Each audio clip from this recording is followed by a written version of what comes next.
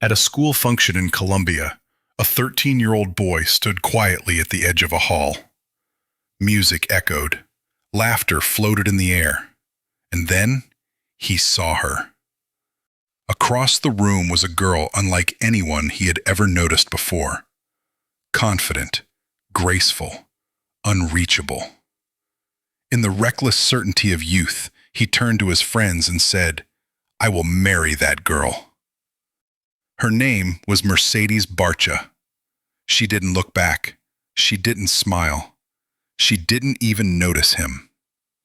He was a poor scholarship student, the son of a telegraph operator, already haunted by stories, memories, and ghosts.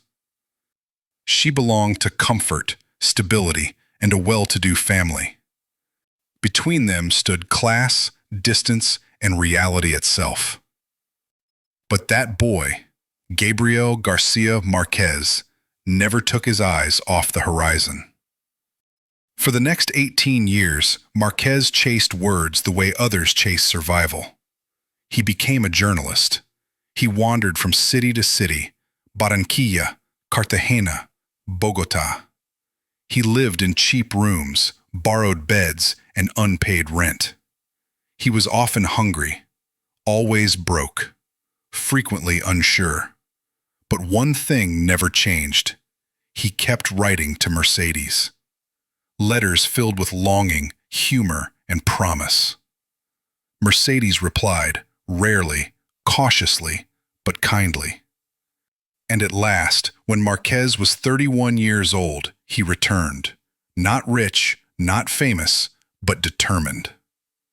In 1958, they married quietly. No fairy tale, no applause. Just two people choosing each other and stepping into an uncertain life together. Then came 1965.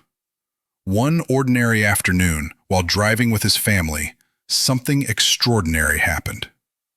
Without warning, the entire universe of a novel flooded Márquez's mind. A town called Macondo, a family named Buendía, 7 generations caught in cycles of love, madness, miracles, and solitude. It arrived whole, complete, as if it had been waiting for him all along. He turned the car around instantly, went home, and looked at Mercedes. And he said, "I've seen the book. I have to write it. It will take a long time, and we will have no money." Mercedes didn't argue. She didn't hesitate. She simply said, "Write."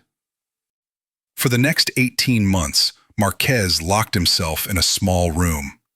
Day after day, night after night. He wrote until the walls disappeared, until the world outside ceased to exist. And while he wrote, their real life began to collapse. He quit his job. The savings vanished. Bills piled up. Creditors knocked on the door.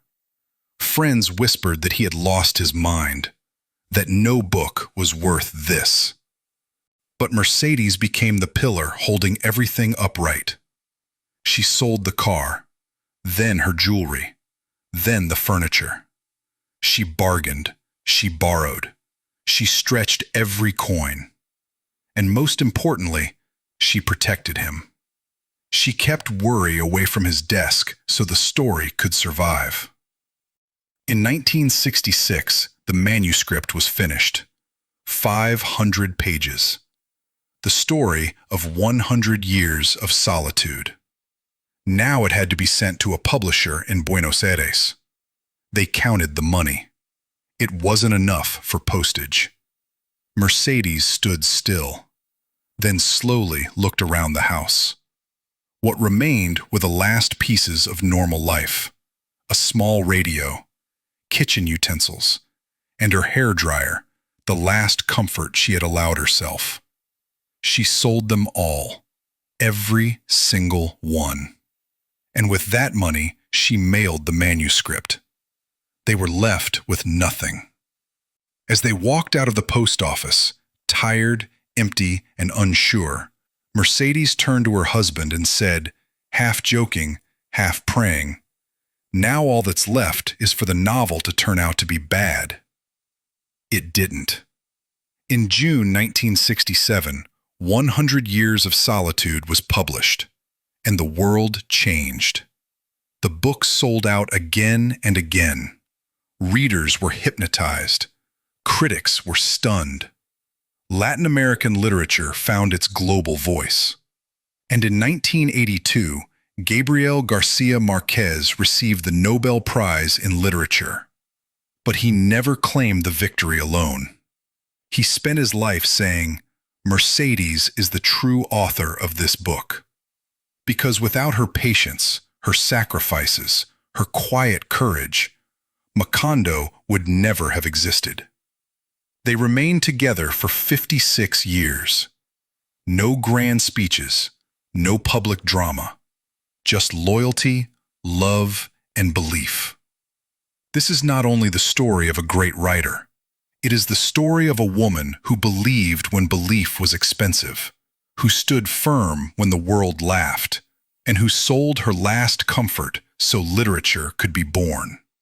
Because sometimes, behind every immortal masterpiece stands someone unseen, holding the world together so genius can breathe.